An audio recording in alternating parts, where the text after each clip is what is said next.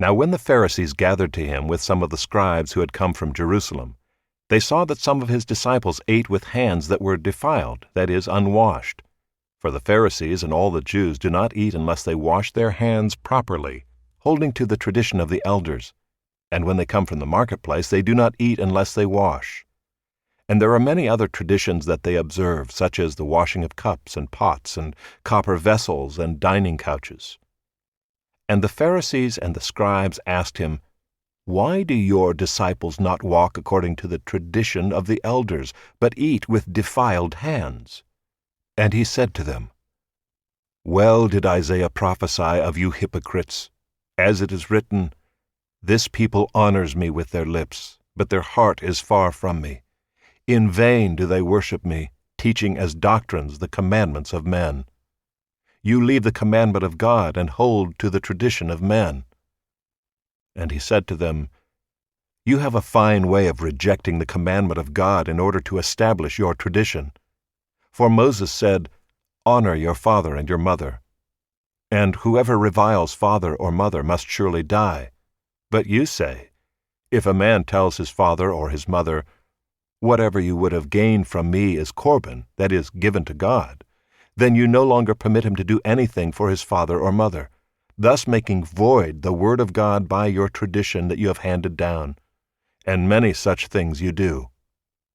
And he called the people to him again and said to them, "Hear me, all of you, and understand. There is nothing outside a person that by going into him can defile him, but the things that come out of a person are what defile him." And when he had entered the house and left the people, his disciples asked him about the parable.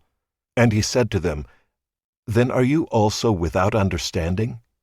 Do you not see that whatever goes into a person from outside cannot defile him, since it enters not his heart, but his stomach, and is expelled?" Thus he declared all foods clean. And he said, "What comes out of a person is what defiles him. For from within, out of the heart of man, come evil thoughts, sexual immorality, theft, murder, adultery, coveting, wickedness, deceit, sensuality, envy, slander, pride, foolishness. All these evil things come from within, and they defile a person." And from there he arose and went away to the region of Tyre and Sidon. And he entered a house and did not want anyone to know, yet he could not be hidden. But immediately a woman whose little daughter had an unclean spirit heard of him and came and fell down at his feet. Now the woman was a Gentile, a Syrophoenician by birth. And she begged him to cast the demon out of her daughter. And he said to her, "Let the children be fed first, for it is not right to take the children's bread and throw it to the dogs." But she answered him, "Yes, Lord, yet even the dogs under the table eat the children's crumbs."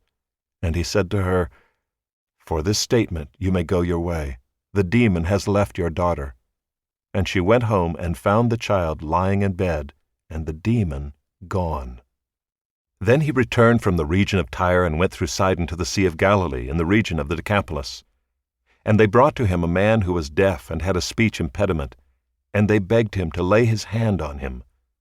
And taking him aside from the crowd privately, he put his fingers into his ears, and after spitting touched his tongue.